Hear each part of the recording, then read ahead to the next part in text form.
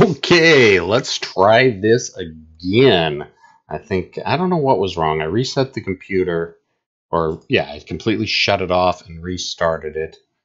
So, for those of you who don't know or just missed or were part of the live stream earlier, Devin, the original Grognard, Grognard's Computer Corner, had some serious sound issues. Wasn't quite sure what was going on with that. So let me get around and see if I can get this. If this is the same, it may be the same. Let's check because I want to make sure that the people who were watching get reconnected. And let's go through Facebook. Yes, because everybody really wants to see all my shit I plaster. Yeah, that was horrible. So that's not the one. Oh, technology. I absolutely hate it. Well, hopefully people will be able to find their way here and we can get to this. Let's see if there's any way that I can... as I was saying earlier, my... oops, that's not it. Tablet has died on me. Well, it's not really died. It just doesn't have any... this is just not working. It's just not working. Well, we're going to go with this anyways. I don't think I'm going to be able to see what anybody's saying. So I'm just going to jump in, feet first, do this thing, and hopefully...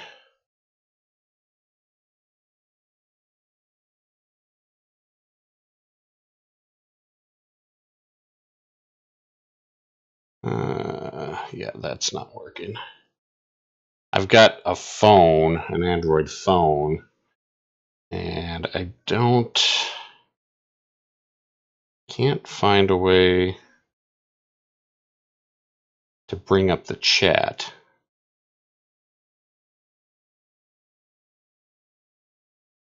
Oops, that's not it. Technology. I absolutely hate it.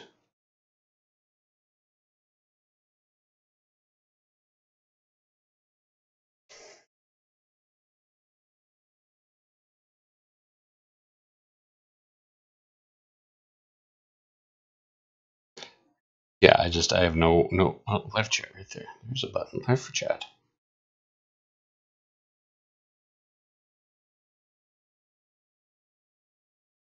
Is this working? Is it gonna work?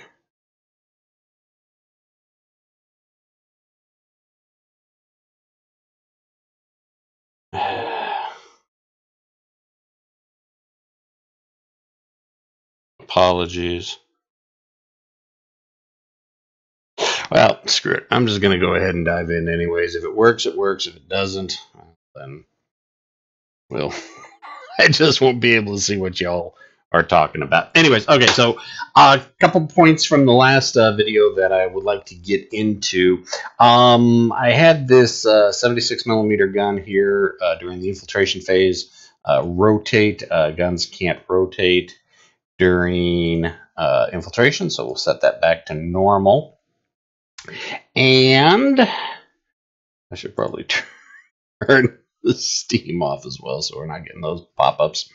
Also, bot markers. For some reason, I always forget this, but yet as soon as I read it and remember it, I'm able to remember it throughout the rest of the game. Bot markers are only placed when you actually hit the target. Again, that's another one of my confusions that I get from ATS and ASL. On ASL, even if you shoot at a target, you put a range unit marker on it, and eventually, bam, wham, you get up to level 2 of it, and that gives you +2. In this, you get the +3 bonus to hit, but only if you've hit the target beforehand. So we've got the 45 here, or the 57, did hit the Stu-H, so that's why we're keeping the bot marker on that. But the mortar... And what was up? What else did I shoot with? Oh, the Stu H shooting at the 45 missed, so no bot marker there. The mortar here on the machine guns missed, so no bot marker. Other than that, I just, again, I've been really struggling with the pancake and the line of sight rules, just with the way the hillocks work and everything. Because it really seems silly to me. It's just irritating that I can't get live chat. I hope you guys are in there. Chat amongst yourselves, because I can't see what the hell you're saying. Well, I suppose I could if I don't want to do this, but bring up my own channel and run it in the background, because that'll be fun.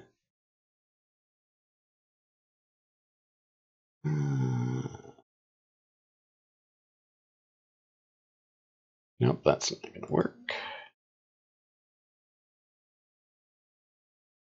Go through there. Let's see. Nope, that was that. Doesn't have my current stream.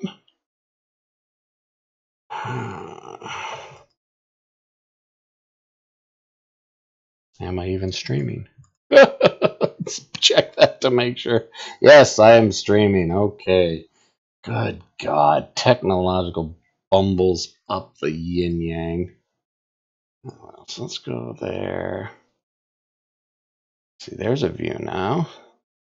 Is there? Hey, there we go. I think I don't like having this up at the same time, but I suppose I can pop in every once in a while. Bloody Bill, hello, hey, haven't seen you put any videos out recently. I was following your channel there for a while. Kind of enjoyed what you were doing. So, anyways, okay, now that I think we got this, everything is on keel. All right, so we're stepping into turn 2. On turn 2, Soviets do get reinforcements. A whole bunch of reinforcements, and we're going to bring them on this edge. Like I said, my tactics from last week and the reasoning with the main German push up here. I could have brought the reinforcements here, but I decided beforehand that I was going to hit wherever the Germans weren't pushing. So the Germans aren't really pushing over on this line, so the reinforcements are going to come over here. Again, I could meta it, but I don't want to. I said at the beginning of the game they were going to come the weakest flank, so they're going to come at the weakest flank. So first thing we have is indirect artillery phase. Oh, the other thing I forgot that I meant to do, completely forgot to do it last game, is weapons malfunctions. It's an optional rule, but it's one I really like. Basically, every time you fire with a weapon, you roll 2 dice. So we're going to go with the red as being the to hit number. So say we get 2D as a red number and a black number. Red's going to be the to hit. The black is going to be the checking to see if there's a malfunction. Basically, if it's doubles, then there's a malfunction. And lots of weapons in this game, so there's going to be lots of rolling on that. I just need to remember to roll it. So anyways, I'm going to initiative into the indirect fire phase, so let's go ahead and roll that. Red, obviously, is going to be Soviets. Black for the Germans. High dice gets to go first. Red, Soviets get to go first. Now, they do have a battery of 76 millimeter offboard artillery. We've got this forward observer right here. And part of me is tempted to start ranging. I was thinking of laying artillery fire into this little gully here, but the way with the pancake effect, the Soviets can't see those guys down there. And I'm going to have to sit down with Scott one of these days and really figure out exactly how the pancaking effect of the hills are supposed to work, because it kind of makes sense, but it also doesn't make sense. I mean, because you would think that being way up here on this level 5 hill, you'd be able to see downwards, but evidently that's not really the way it works. One last check. So we got 5 watching. Too bad I can't talk to any of you. One last effort to try to get this silly thing.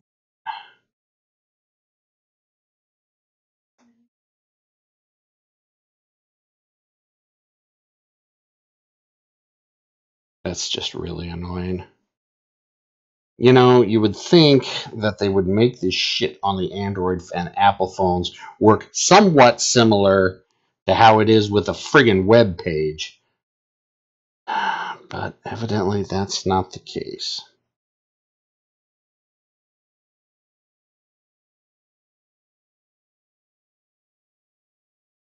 Oh, this is just so annoying. Now I can't even get the video stream.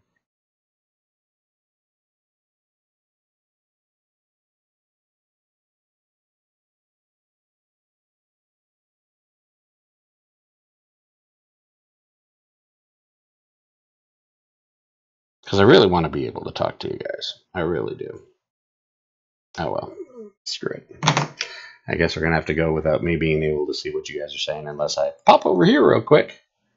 Oh, Bloody Bill, you bought a house. Yeah, I can understand that being no time to be able to do anything. Oh, we got 5 people watching. All right, so get my head back in the game. But anyways, I'm just a little bit confused on how exactly the pancaking work. By definition, you can only see something down a slope if you have a contiguous slope going down, down, down, down, down, down, down in order. So 5, 4, 3, 2, 1, 0. But the second you have 2 hexes in a row that are of the same level, then you can't see line of sight beyond that. So in our case with this forward observer here, he's on this level 6. We got a level 5, level 4, 3, 2, 1, but then another level 1. So that means he can't see. And according to the definition, he can't see into any of this stuff right here. This entire level little valley down there. So I'm not sure if I'm getting the pancaking rules right, but that's what we're going to go with for this game. Now, there is one caveat to that is the hillock hex. If you've got this hillock hex, that actually counts as kind of a half hill. So this is a 5, 4, 3, and this would be a 3.5. Well, that'd be a 3.5, 3, 2, 1. So this I think, could see all the way down because this is a hillock, which is a half, a point, or +5 rather than +10. So 5, 4, 3.5, 3, 2, 1, 0. So he could see straight down that slope. So this forward observer who can't see any of this crap over here, unfortunately. Although he probably could see these guys in the woods. But truth be told, he just wants to go ahead, and I think we're going to go try to do a call for fire right here on those machine guns. And the annoying thing is, of everything I checked, I didn't completely clean up artillery fire. Okay. So let's go ahead and do a call for fire. Where's my counters at? Where's my counters at? Come on. There we go. Combat. Let's see. Call for fire. We're going to do a call for fire right there. Let's see. Offboard. Counter. We're not doing counter battery. Okay. Battery contact with the Russians is a 5 or less, no high ammunition supply, no low ammunition supply. So actually, I should probably roll for battery contact before I even go down the call for fire. So it's going to be a 5 or less, 4. All right, so they were able to call for fire. We got the target right there. And now we got to roll 2d6, or not 2d6, percentile to see where the shell actually falls. So, and I've got my little matrix here that I'm looking at. So we're going to roll as a percentile. Red is first, so it's going to be a 40, which is going to be, where's the 40?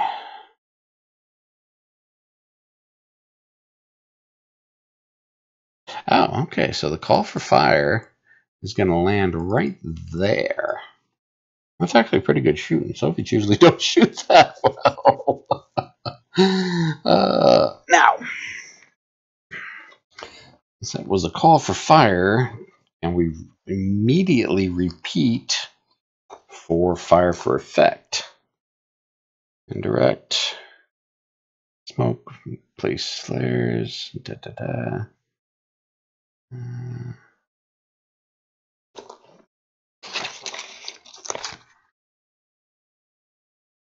Should have looked this up beforehand. Indirect fire 12.11. Because nobody likes to see an idiot sitting here flipping through the rules when he should be playing the game. Spotting range obstructed. Leaders. Okay, offboard artillery. OBA attack range. Okay, make battery contact. Did. Place call for fire intended hex. And it's going to be high explosive. Roll in the accuracy. Align it. Shift it. Move the call for fire to final hex. If the forward observer has LOS to the location of the final hex or to the plus 20 blast height, so you can see behind things, and he does have.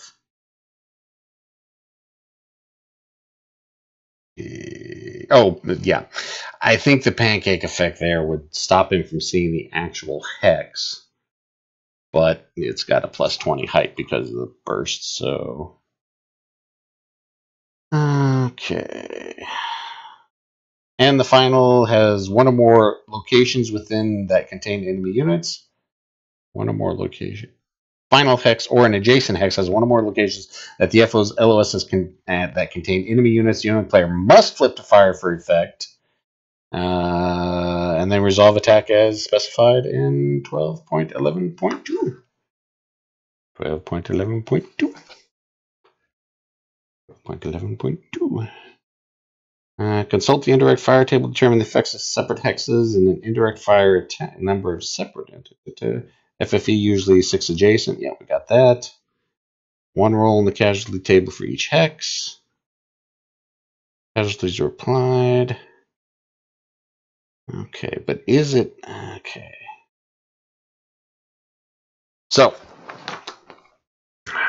since it is adjacent, since the call for fire hex is adjacent to a hex that he can see has enemy units on it, he flips it to the fire for effect table, and concentration, or it's yeah, it is all units in fire for effect hex attacked and all adjacent hexes at full frag factors. That's what we were looking for. 76 millimeter. What's the 76 millimeter? 76 millimeter rolls down to the C or the 75, which is the 14 table. Now they're in a hedgehog. What does that do? That adds the dice roll modifier. That's, yeah, so hedgehog is good cover because they're in up on the hedgehog. Oh, no, that's improved. Oh, that's improved. All right, so it's plus 2. So it's going to be on the 14 column, plus 2. Oops.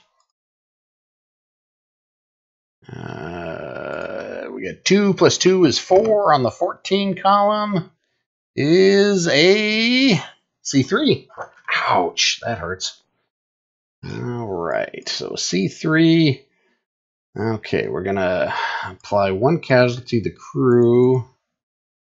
Part of me was kind of messing with the idea of doing random casualty distribution, but I decided not to do that. And so we'll put 2 casualties, so 1 casualty on him and 2 other casualties on him, which will flip him. All right, let's go and zoom in a little bit so people can see what's going on. Whoops. So people can see what's going on. All right, so we flipped them. Now we got morale tests. So it's going to be 7 minus 3 for the casualties taken this turn. And then we're going to get plus 1 for a morale support range of 1, 2, 3, 4. So start from the top. 7, 6, 5, 4 for casualties taken this turn. 5, 6, 7, 8 for morale support range. So his morale is going to be an 8. He makes it. The squad, whoops, is going to be much less because they.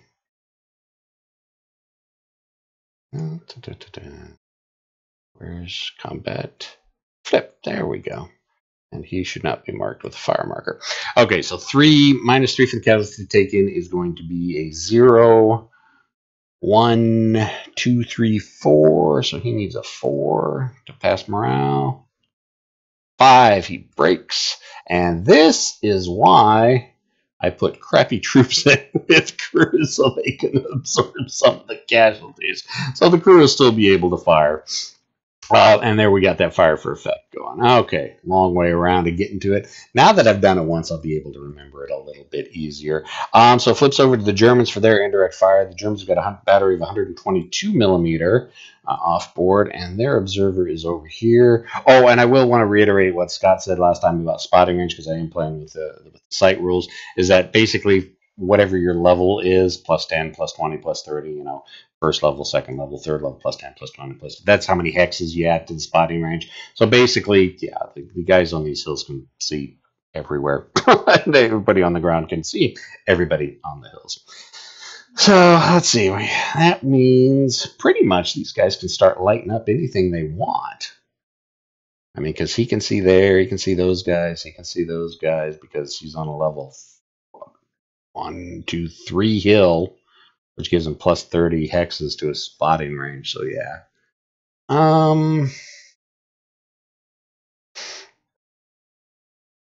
they've got 122 millimeter. Yeah. That was really bad of me. I probably should have paid attention to that a little bit more, because he's going to call for fire there. That could be very, very, very bad for the Russians. Now, the Germans actually do have plentiful ammunition, scenario special rule. Their contact number is a 6, so plentiful ammunition gives them +1 to that. So they need a 7 to make contact. 1, they make contact, so now we got to roll percentile for drift. 83, which is going to put it... Ooh, wow. 1, 2, 3. Okay, so call for fire there. Obviously, he can't see the hex that it landed in because it's beyond the hill, but the shell bursts go up +20. But even then, he still can't see it because it's +20 to be even with this hilltop right here. So the shells sailed over, landed somewhere beyond, and he doesn't have an idea of how to correct it. So that basically means that their artillery was no good that turn, which is probably a good thing because it's 122 millimeter artillery and is going to hurt whoever it hits badly. Okay, then we go. Then we got onboard indirect fire, which actually I should have done first. I think that's actually first, but I don't think that's going to mess with anything. We do have this mortar right here that can use this. Got this guy spotting, but with the pancake, I don't think he can see anything, because I think I checked this earlier. He might have a shot at that guy, but I believe because of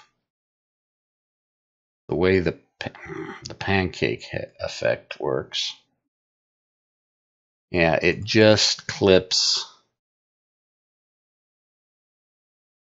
It just clips this hex. Well, and it clips this hex here, although that is the hillock. Since it clips this hex here, and that's not a hillock, that kicks the pancake effect into place. So that means his line of sight is going to be blocked, at least at that guy. Oops. So I don't think the Soviets have any indirect fire, onboard direct fire, because yeah, let's see, I can't really see. Yeah, that's bad placement on my part, putting those guys there. Oh well. So the Soviets don't have any, flips back to the Germans. The Germans do have. Conversely, not sure he's going to be able to spot much. He could possibly see them. As it comes up, it'll be, yeah, he could probably see there. And I think he can see there as well. Go ahead and draw the line. Oops.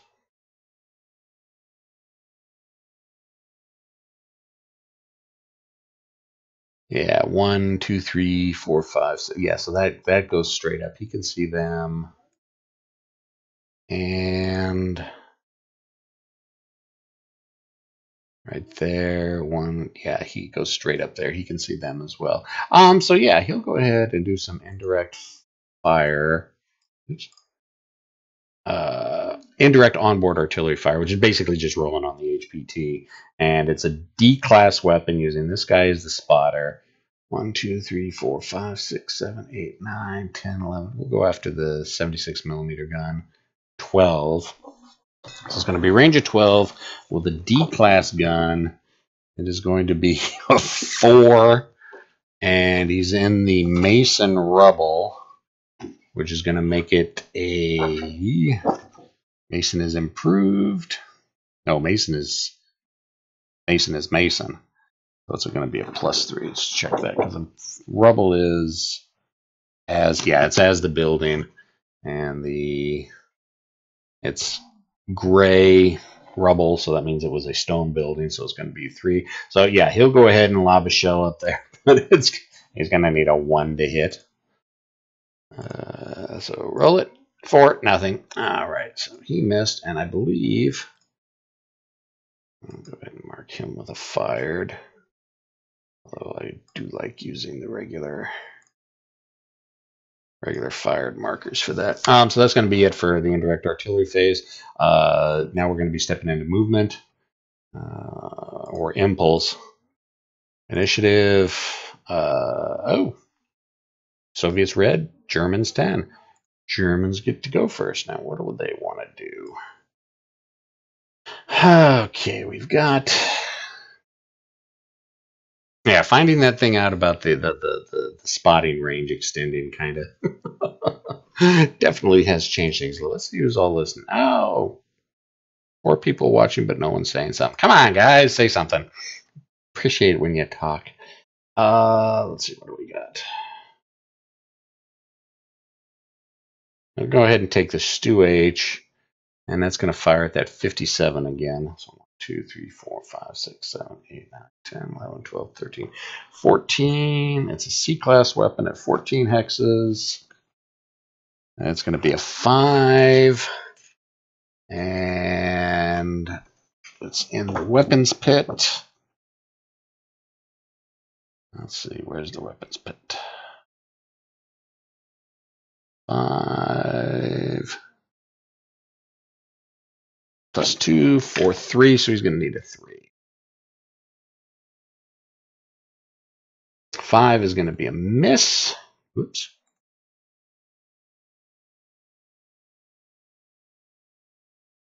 He fired and missed. Flips to the Soviets. You know, before those Tigers still start getting rolling. 85. Is he going to be able to see down the slope? Let's check.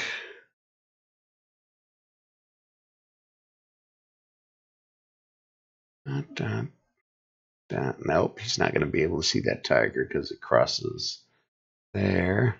What about the back Tiger? Nope, that's that slope. That's that pancake effect right there. So we got the 76. See, the 76 has got the clear line of sight now.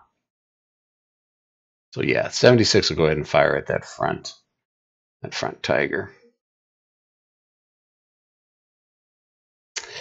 Okay, what's the 76? Oh, the 76 is going to have to swing. Well, that's going to be +3 for changing the covered arc. Oops. It's that whole clockwise, counterclockwise thing again. All right. 76 B-class weapon. 1, 2, 3, 4, 5, 6, 7, 8, 9, 10, 11, 12 hexes. C-class weapon. 12 hexes. Is going to be a 5. 6 because the Tiger's a large target. More than that.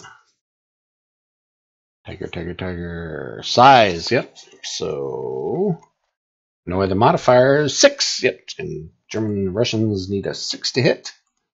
5, that's a hit. All right. Let's see what type of weapon. It is a 75B, firing armor piercing at 12 hexes. Checking my chart. 75B, firing armor piercing at 12 hexes. That can't be right. It's an 8. How is it the 45 or the 57? Huh, the 57A actually has a better penetration than the 75B. Yeah, 75B. Huh. Yeah, that's odd. The 57 actually has a better penetration. Make sure that's... Oh, 76B. That'll change things a little bit. 76B. All right, penetration is 11. All right, roll for location. Turreted vehicle in the front. 5 is going to be the upper hull. Tiger's upper hull is 11. So 11 armor versus 11 penetration is going to be on the 0 column, which is going to be a 1, 2, or 3 for something. It's going to be a 3. What is a 3? 3 is a possible kill. Yep, 3 is a possible K kill. Now, what the hell does that mean? Because it's been so long since you get a possible K kill. Been a while since I got a possible K kill. Back to the rule book. Possible K kill. 12, 5, 134. 12, 5. 134. Possible K kill. Portion of the crew of the vehicle system may be out of action. Possible K kills results are always treated as K kills for APCs and trucks. For AFVs, use the possible K kill result matrix to cross-reference the vehicle type with the aspect of fire and hit to determine the result. We have a matrix. Let's see. Hit location. Kill table. Bailout. Morale. Exclamation. Possible K kill. Okay, it is a tank. Aspect is upper hull. Front or rear. Result. Roll for an M kill. If I fail that, it is an actual K kill. So we look at the M kill table. Aspect, indirect or track hit, upper hull, aspect hit, 3. So we need a 3 or less. It is a 1. It is an M kill. Wow, an M kill with an upper hull hit. Yeah, upper hull aspect, 3. All right. Well, we'll take the mobility kill over the K kill. K kill would have flat out just killed it. An M kill just is a mobilization kill. So let's see. We got a mobilization. An M kill here, movement, combat. Not seeing it. Oh, combat, ammo, suppressed, K kill, bailout.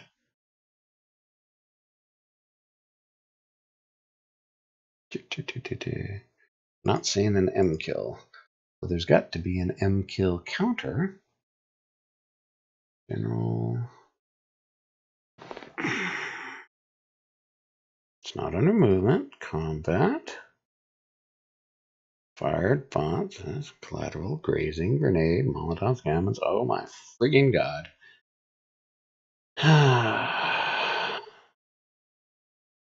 Really? Am I just not seeing the M kill? Vehicles? Oh, there we go. Alright, so it's got an M kill on it. Long enough to get there. And that's going to be fired. So that's going to be that. And since he hit, that also gets a bot marker.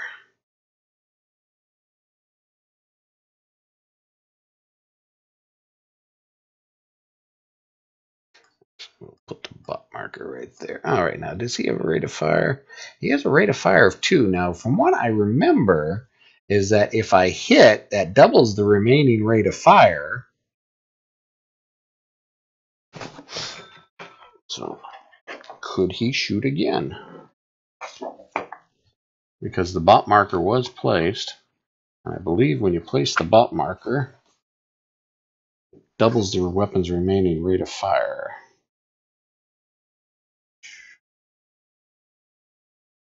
Bot burst on target 8383 125. 5. Combat. It doesn't help any.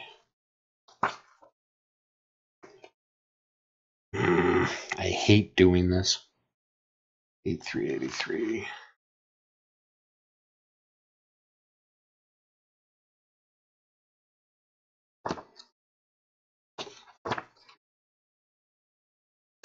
I'm not going to worry about it.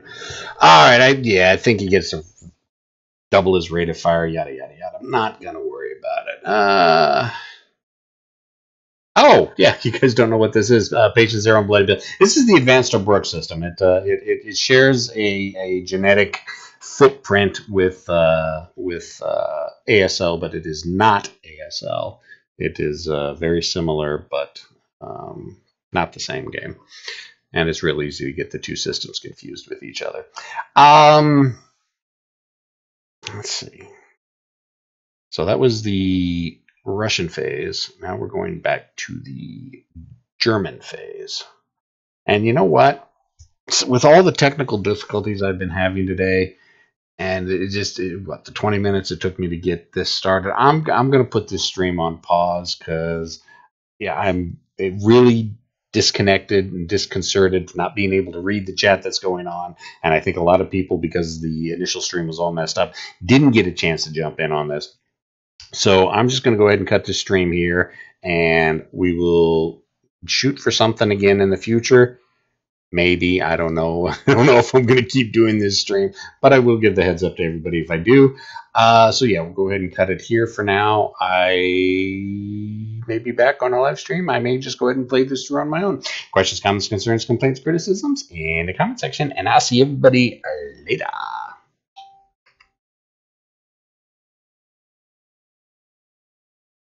Did that not turn it off?